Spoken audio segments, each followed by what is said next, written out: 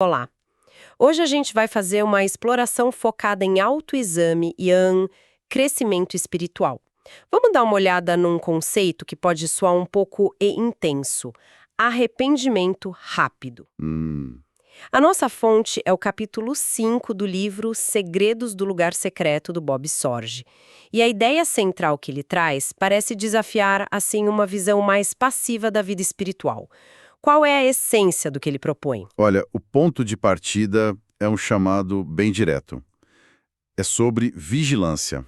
Vigilância? Sim, o texto ressalta que a Bíblia repete o comando tenham cuidado ou guardem-se, né?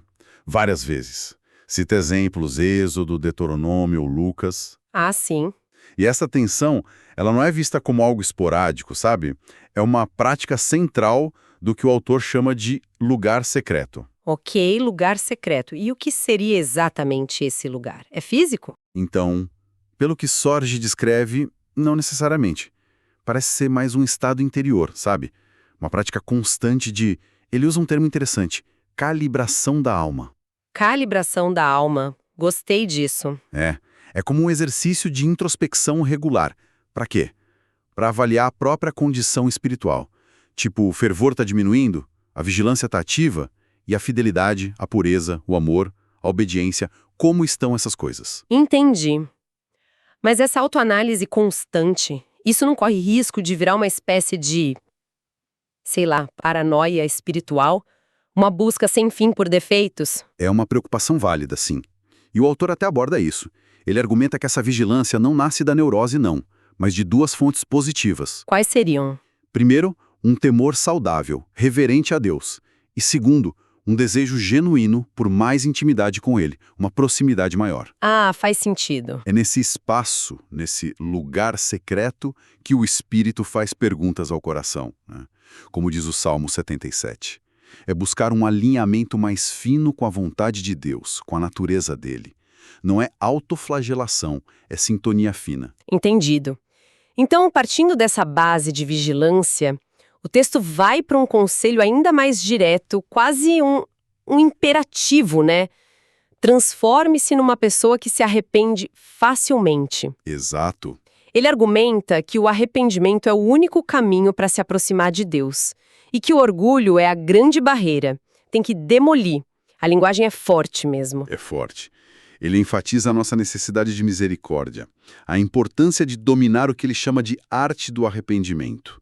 E isso envolve se humilhar voluntariamente. E essa ideia do facilmente ou rapidamente, qual a urgência disso? A urgência, segundo a fonte, está em remover logo qualquer obstáculo, qualquer coisa que esteja impedindo a comunhão com Deus ou atrapalhando os propósitos dele na vida da pessoa. É quase como uma higiene espiritual constante. Uma higiene. Gostei. E ele usa uma analogia para ilustrar isso, né? Algo sobre garimpar ouro. Exatamente. A analogia é essa. Buscar coisas das quais se arrepender é como garimpar ouro. Talvez você não ache pepitas enormes todo dia, né? Uhum. Os achados, as falhas, as atitudes erradas, até omissões, podem parecer pequenos ou pouco frequentes individualmente. Mas, assim como os floquinhos de ouro, eles são valiosíssimos quando encontrados e tratados. Porque cada um que é removido limpa o caminho para algo maior. Essa imagem do garimpo ajuda a gente a entender essa perspectiva, né? De valorizar até as pequenas descobertas sobre si mesmo. E o autor conta uma experiência pessoal que parece ter sido um divisor de águas para ele nisso, envolvendo a história da multiplicação dos pães e peixes. Sim, é um momento bem chave no texto dele.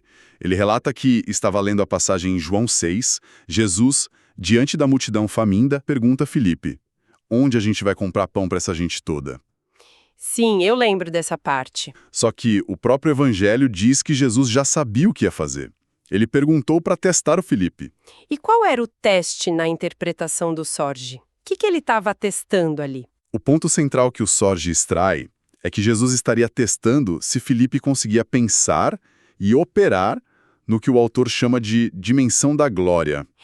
Dimensão da glória, o que seria isso? Seria se Filipe conseguiria olhar para a situação não só com os olhos humanos, limitados, sabe?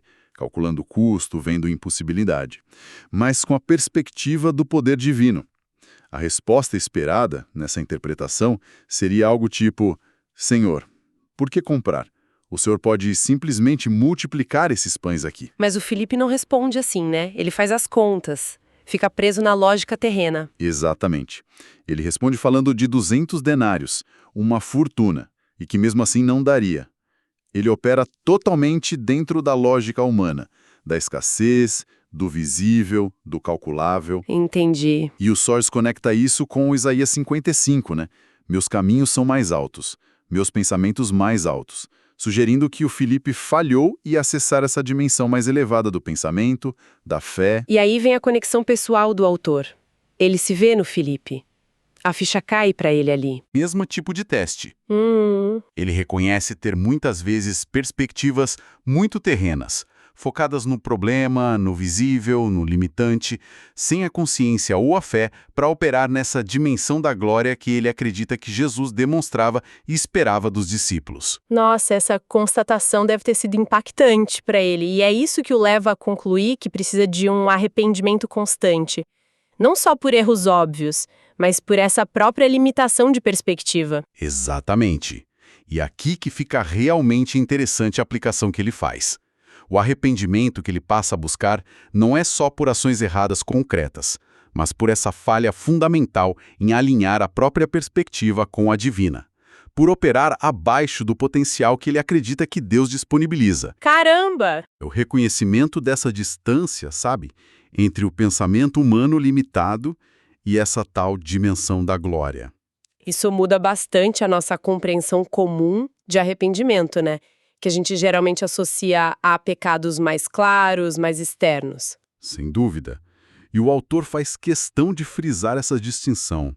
Ele esclarece que não está falando primariamente do arrependimento de pecados óbvios, externos, tipo mentir, roubar, fofocar, imoralidade, essas coisas. Certo. Isso ele diz, a palavra de Deus já condena claramente. São barreiras óbvias que impedem uma consciência limpa, têm que ser tratadas logo. Então, se não são esses pecados mais evidentes, qual é o foco principal desse arrependimento rápido que ele propõe? Para onde ele direciona o olhar? O foco se volta para algo mais sutil, algo que ele chama de iniquidades. Iniquidades. Ele descreve como falhas ocultas, como um resíduo persistente da nossa natureza caída, que, na visão dele, contamina a estrutura dos nossos pensamentos, motivações, sentimentos, reações. São pecados que operam mais internamente, nas sombras. Você poderia dar alguns exemplos dessas iniquidades, conforme o texto dele, para ficar mais claro? Sim, ele lista algumas.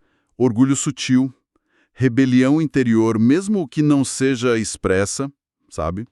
Incredulidade persistente, inveja, egoísmo que está lá no fundo, ambição egocêntrica, cobiça disfarçada. Entendi. São mais disposições do coração, né? Padrões de pensamento, sentimento. Exato. Podem nem se manifestar em ações pecaminosas óbvias, mas que, segundo Sorge, ainda assim corrompem a relação com Deus e com os outros. Ok. Mas se essas coisas são ocultas, sutis, como é que alguém toma consciência delas para poder se arrepender?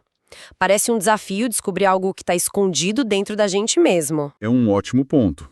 E o texto argumenta exatamente isso. A gente não consegue detectar só com o nosso esforço, com autoanálise superficial. Precisamos da ajuda de Deus. E como Deus ajudaria nisso? Sorge usa uma metáfora poderosa para descrever como Deus faz isso. A metáfora do fogo. Fogo. Como assim fogo? A ideia que ele apresenta é que Deus usa um tipo de fogo duplo. Primeiro, o fogo das circunstâncias da vida. As provações, as dificuldades, os conflitos, as pressões do dia a dia. Ah, situações difíceis. Isso. Essas situações teriam o poder de trazer à tona reações, atitudes que revelam essas falhas internas que estavam escondidas. E segundo, talvez até mais importante, o fogo da palavra de Deus. Especialmente quando a gente medita nela naquele lugar secreto de introspecção. A meditação na palavra. Sim. Ao contemplar a santidade, a beleza, a perfeição de Deus na palavra, a pessoa começaria a se enxergar sobre uma nova luz. Perceberia o contraste, as discrepâncias. As dificuldades e a meditação na palavra funcionariam como um revelador dessas falhas escondidas, como um produto químico na fotografia antiga. Exatamente essa a ideia. A combinação desses dois fogos traria as iniquidades à superfície. E isso se conecta, segundo Sorges, com a passagem lá de 2 Timóteo 2, 19 a 21. O que diz essa passagem? Diz assim: O Senhor conhece quem lhe pertence, e afaste-se da iniquidade todo aquele que confessa o nome do Senhor. Ele interpreta isso como um fundamento duplo da vida cristã. Duplo. Como? Primeiro, a segurança de ser conhecido por Deus, a parte da graça, da eleição. E segundo, a responsabilidade ativa de se afastar da iniquidade assim que ela é revelada, a parte da santificação. O fogo seria o meio pelo qual Deus revela aquilo do que a gente precisa se afastar. Entendi a mecânica. Mas, normalmente, quando a gente percebe nossas falhas, especialmente as mais profundas, a reação costuma ser de vergonha, culpa, talvez até desânimo, né? Com certeza. Só que o texto descreve o momento de reconhecer a própria iniquidade como empolgante para o cristão. Isso parece muito contraintuitivo. Como ele justifica essa perspectiva? Por que seria empolgante? É, sem dúvida, um dos pontos mais provocativos do texto. A justificativa de Sorge para essa visão empolgante da descoberta da iniquidade é que, para quem deseja profundamente a intimidade com Deus, Sim, cada falha revelada não é vista primariamente como uma condenação, mas como uma oportunidade. oportunidade de quê? Uma oportunidade de remover mais uma barreira, mais um obstáculo que estava impedindo um amor mais puro, uma comunhão mais profunda. O arrependimento, nesse contexto, vira a ferramenta ativa para limpar o terreno e se aproximar mais de Deus. Ah, então a empolgação viria da perspectiva do resultado, a maior intimidade, é isso? Sim, e não só isso. O autor menciona também a experiência de sentir o prazer de Deus, a aprovação do Pai. Ele usa a expressão bíblica à luz do seu semblante, né? Como uma resposta quase imediata a esse ato de arrependimento rápido e sincero. Entendi. A alegria não estaria na falha em si, óbvio, mas na reconciliação, na restauração da comunhão que o arrependimento traz. É a alegria de se realinhar com Deus. Faz sentido, olhando por esse ângulo. E como isso se conecta com o propósito de Deus para a vida da pessoa? Tem uma ligação entre esse processo de arrependimento das iniquidades e o serviço a Deus? Com certeza, totalmente ligado. Se a gente voltar para a passagem de 2 Timóteo 2 que o Sorge usa, Sim, o contexto ali é o de uma grande casa, a igreja, ou o reino de Deus, onde existem diferentes tipos de utensílios ou vasos. Alguns são para honra, de ouro e prata, e outros para desonra ou uso comum, de madeira e barro. certo, vasos diferentes. E o texto de Paulo diz: se alguém se purificar destas coisas, referindo-se às iniquidades mencionadas antes, será vaso para honra, santificado, útil ao seu Senhor e preparado para toda boa obra. Ah, então o arrependimento rápido das iniquidades reveladas pelo fogo, esse é o caminho para se tornar um desses vasos de honra. É exatamente essa interpretação que Sorge apresenta. Ao responder ao fogo com arrependimento, a pessoa estaria passando por um processo de purificação. E isso a torna mais apta para os propósitos mais elevados de Deus. Vira um instrumento mais útil, mais preparado. Entendi. Ele entreconecta isso com Apocalipse 3,18, a exortação para comprar de Jesus ouro refinado pelo fogo. Ele interpreta esse ouro como a própria natureza divina sendo formada na pessoa através desse processo de prova e purificação. E o que acontece com quem não passa por esse processo segundo essa visão, quem não se atenta a essas iniquidades ou não se arrepende quando elas são reveladas? Perde a salvação. A visão apresentada no texto não sugere necessariamente a perda da salvação para essas pessoas. Não é isso.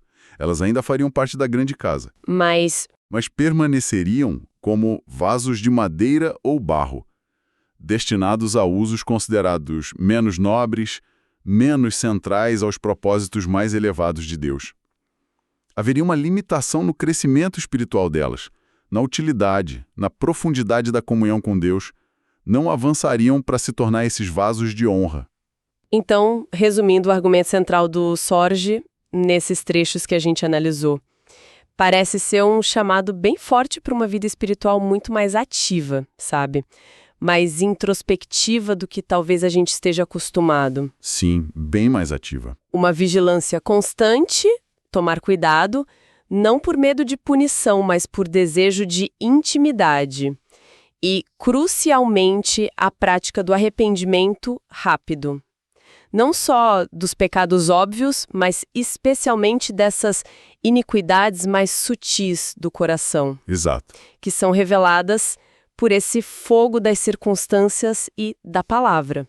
E tudo isso seria a chave para quê, afinal? Qual o objetivo maior? A chave para duas coisas que estão interligadas, segundo o texto. Primeiro, uma relação progressivamente mais profunda e íntima com Deus, porque você está removendo as barreiras ocultas. Certo. E segundo, tornar-se um instrumento mais purificado, mais nobre, um vaso de honra e, portanto, mais útil para os propósitos mais elevados de Deus no mundo. Preparado para toda boa obra. O benefício principal não é só evitar o negativo, mas alcançar um potencial espiritual mais alto. Essa distinção entre pecados óbvios e iniquidades ocultas parece mesmo fundamental para entender a profundidade do autoexame que ele está propondo. Não é só sobre corrigir comportamentos visíveis. Não mesmo. Mas sobre lidar com as raízes, né? As disposições internas do coração. Exatamente. É um chamado para ir além da superfície, para permitir que Deus ilumine as áreas escondidas e lidar com elas rapidamente. Não para se sentir culpado, mas para ser liberto e capacitado para algo maior. Essa nossa exploração das ideias do Bob Sorge sobre arrependimento rápido nos deixa com bastante coisa para refletir, né? Com certeza. O texto apresenta todo esse processo, a vigilância, o reconhecimento das iniquidades através do fogo, o arrependimento rápido como um caminho de refinamento, de transformação em um vaso para a honra. Isso me leva a uma pergunta final que parte do que a gente discutiu, mas nos convida a ir um pouquinho além. Se as dificuldades da vida e as nossas próprias falhas reveladas são, de fato, esse fogo necessário para o refinamento que o Sorge descreve, Sim. o que será que nos impede, tantas vezes, de enxergar as coisas dessa forma? Por que a tendência é ver as provações só como problemas, como sofrimento inútil, ou as falhas só como motivo de vergonha, em vez de oportunidades para essa purificação que ele chama de empolgante? É uma boa pergunta. Como seria possível cultivar ativamente essa perspectiva, para abraçar o fogo do refinamento em vez de só resistir a ele ou nos sentirmos vitimizados por ele? Fica aí a reflexão para a gente.